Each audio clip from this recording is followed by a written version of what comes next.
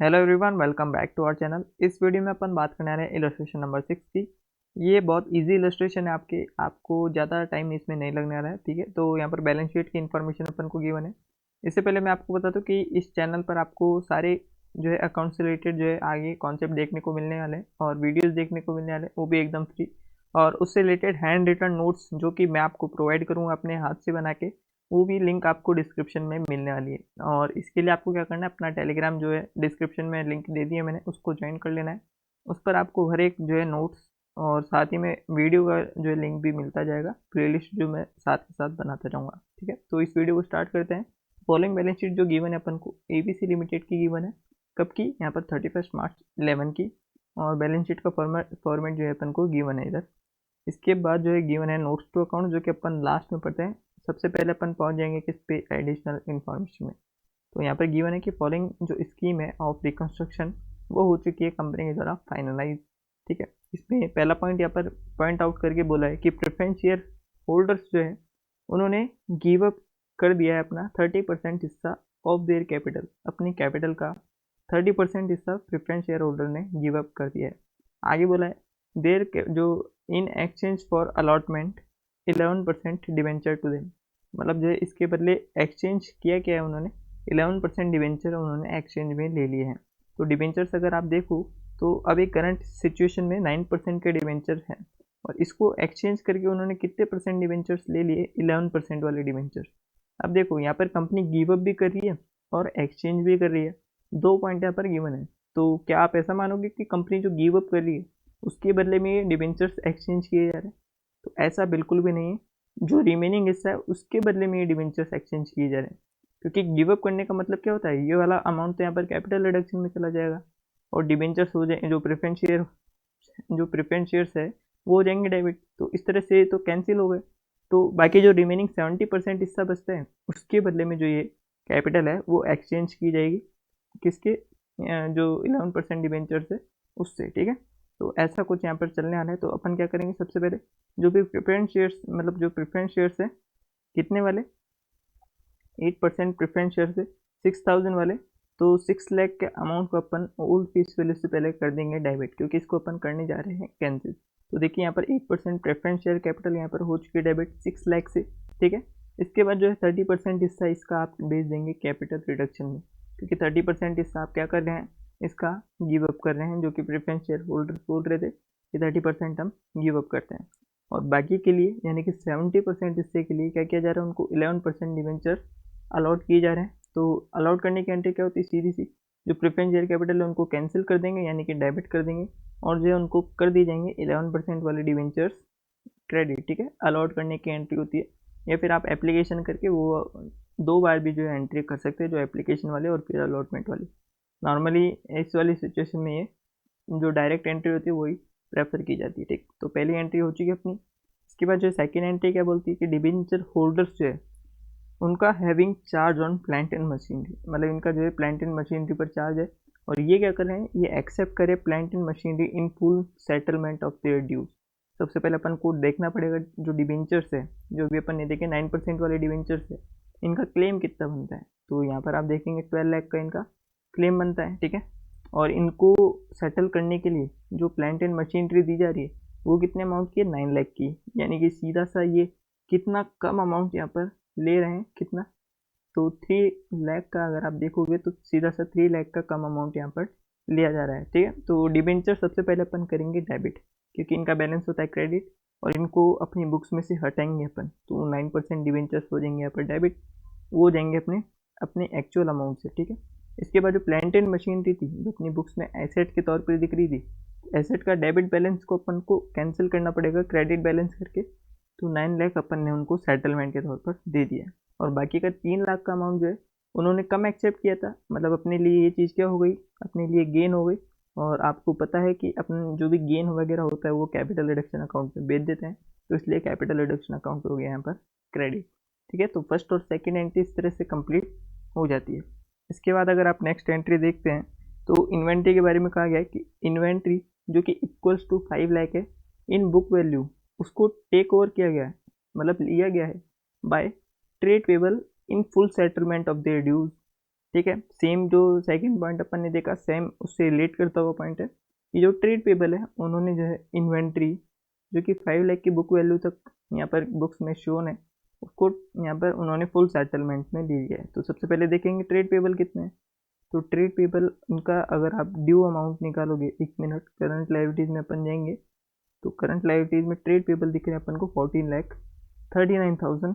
तो ये इनका बैलेंस क्या होता है नॉर्मली, ठीक है, सॉरी ट्रेड असेट में देख रहा हूँ यहाँ पर, ट्रेड पेबल यहाँ पर देख सकते हैं 5,92,000 है जो कि करंट लाइबिलिटीज है, ठीक है। तो लाइबिलिटीज होती है क्रेडिट, इसको कैंसिल करना है यानी कि इनका सेटलमेंट करना है तो इसको करना पड़ेगा डेबिट। तो इसलिए 5,92,000 को अपन करेंगे debit as a trade payable, ठीक है।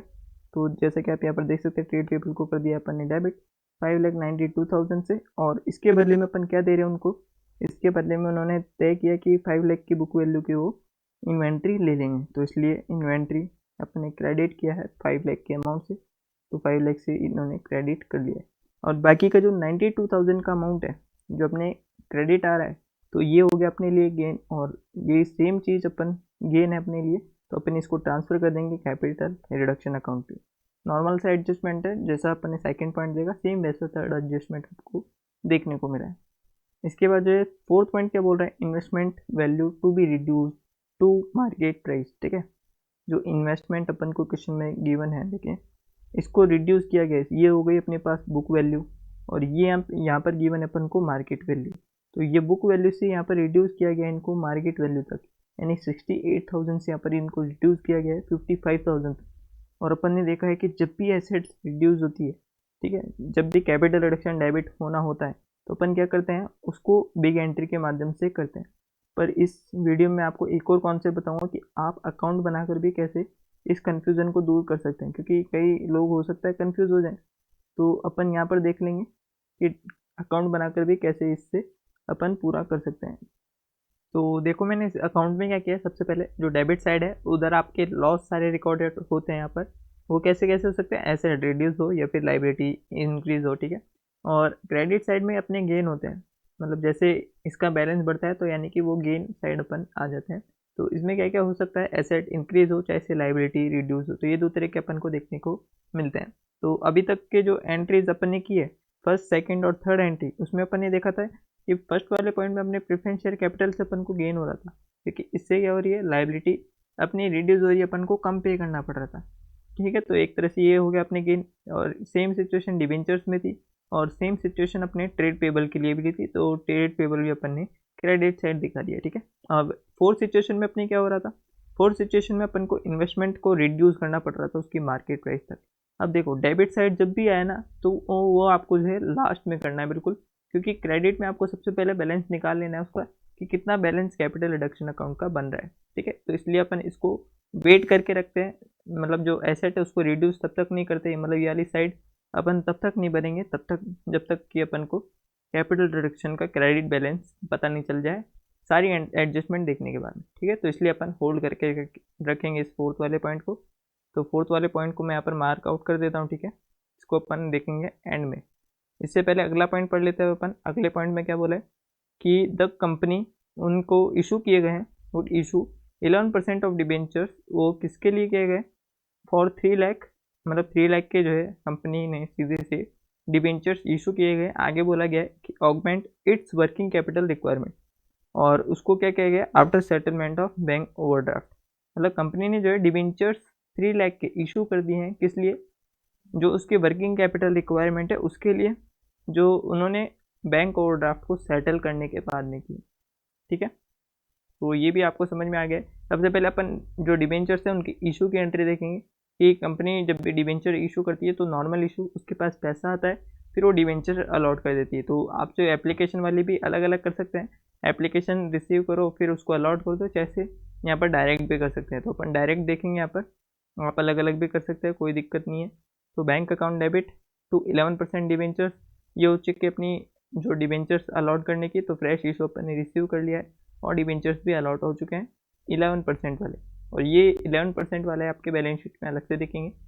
इसके बाद अपन ने क्या किया, बैंक ओवरड्राफ्ट का सेटलमेंट कर दिया था, मतलब इससे अपन ने जो अपन को पैसा रिसीव हुआ उससे अपन ने वर्किंग कैपिटल रिक्वायरमेंट पूरी की, और जो बैंक ओवरड्राफ्ट है उसको भी सेटलमेंट कर दिया था। बैंक ओवरड्राफ्ट देखते हैं इसका बैलेंस कितना है पहले। तो अपन जाएंगे अपने करंट एसेट्स में, करंट लाइबिलिटीज़ में। तो करंट लाइबिलिटीज़ में आप देखो कि बैंक ओवरड्राफ्ट है 1,50,000। तो 1,50,000 से बैंक ओवरड्राफ्ट कम होगा, यानी कि यहाँ पर होगा बैंक ओवरड्राफ्ट डेबिट, और अपन उसको जो है सेटल कर देंगे। तो बैंक ओवरड्राफ्ट डेबिट और टू बैंक करके अपन इसको सेटिस्फाई कर देंगे, यानी कि सेटल कर देंगे। ठीक है, ये वाली भी एंट्री कंप्लीट हो चुकी है। अपन ये पैसा रिसीव किया, बैंक ओवरड्राफ्ट को सेटल कर दिया।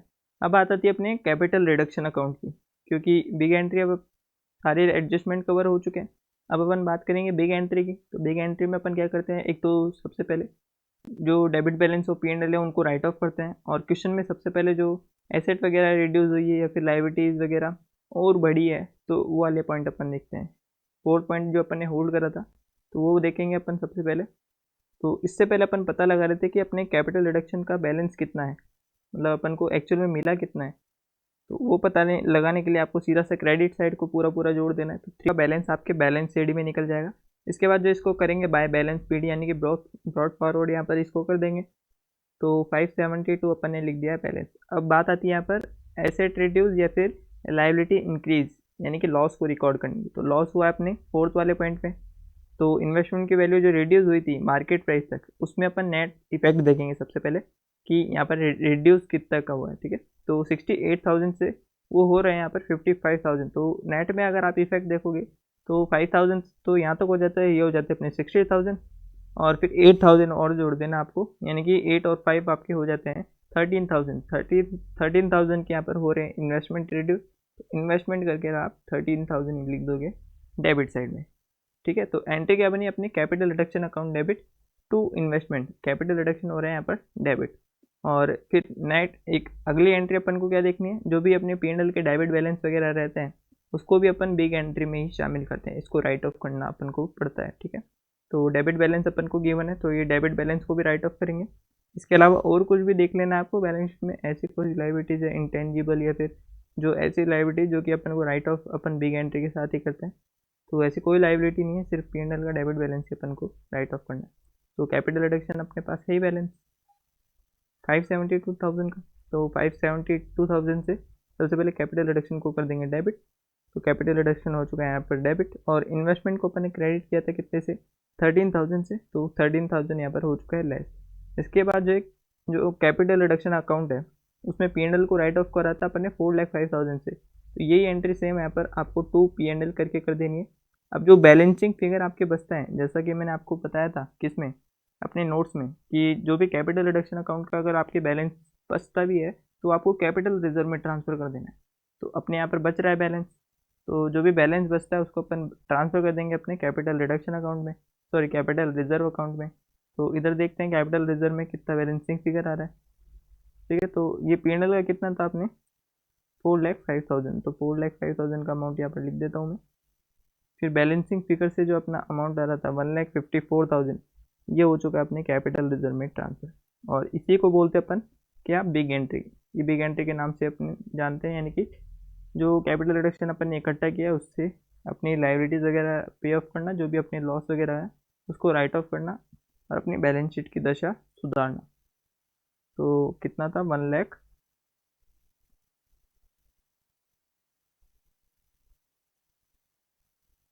1,54,000 का बैलेंस अपने कैपिटल रिडक्शन में, सॉरी कैपिटल रिजर्व में चला गया था। ठीक है, तो ये हो चुका है अपना कंप्लीट। ठीक है, इसके बाद अपन देखेंगे बैलेंस शीट। बैलेंस शीट में अपन कैसे पूरी अप्रोच कैसे रहती थी अपनी, और साथ में कैसे बैलेंस शीट बनाते थे। तो चलिए बैलेंस शीट अब बना लेते हैं। तो अपनी जो स्ट्रेटजी रहती है कि जो है जर्नल एंट्रीज को देखते जाओ और उसके अकॉर्डिंग अपनी बैलेंस शीट प्रिपेयर करते जाओ, तो वही अपन यहाँ पर करने वाले हैं। सबसे पहले अपन देखेंगे फर्स्ट जर्नल एंट्री। उसमें क्या किया गया, यहाँ पर प्रेफरेंस शेयर कैपिटल को जो है रिड्यूस किया गया 6 लाख से, और ये है 8% वाली अपनी प्रेफरेंस शेयर कैपिटल। तो नोट्स टू अकाउंट्स में सीधा सा आपको जाना है। ठीक है, ये एडजस्टमेंट मैं आपको यहाँ पर करके बता रहा हूँ, और इसका इफेक्ट आपको अपनी नई बैलेंस शीट में देना है। और जैसे जैसे कर रहा हूँ मैं एडलेस, वैसे वैसे आपको एडलेस अपनी बैलेंस शीट में दिखाते हुए जाना है। तो प्रेफरेंस शेयर कैपिटल पूरी रिड्यूस हो गई थी, कैंसिल हो गई थी। इसके बाद जो है आ गए थे नए डिवेंचर्स अपने 11% वाले। तो डिवेंचर्स वाले में जाएंगे आप, यानी कि नॉन करंट लाइबिलिटीज़ में जाएंगे। नॉन करंट लाइबिलिटीज में लॉन्ग टर्म बोरिंग में अगर आप देखोगे तो 9% डिवेंचर से, तो यहाँ पर ऐड हो जाएंगे कौन से और 11% डिवेंचर, और इनका अमाउंट आ जाएगा 4,20,000। ठीक है, तो ऐसा कुछ प्रेजेंटेशन भी आपको करते हुए चलना है। इसके बाद जो कैपिटल रिडक्शन है वो अपन एंड में देखते ही हैं, क्योंकि एंड में इसका एक सेटलमेंट एंट्री बनती है। और इसके बाद जो सेकेंड एंट्री है उसमें देखिए 9% डिवेंचर्स जो थे अपने वो कैंसिल हो रहे हैं 12 लाख के, तो ये पूरे हो जाएंगे कैंसिल, यानी कि इसको हटा दिया अपन ने। और जो प्लांट एंड मशीनरी ये भी रिड्यूस हो रही थी कितने से, 9 लाख से, तो प्लांट एंड मशीनरी में जाएंगे आप तो यहीं पर नीचे ये देखिए, और इसमें 9 लाख का अमाउंट पूरा सा हो जाएगा कैंसिल।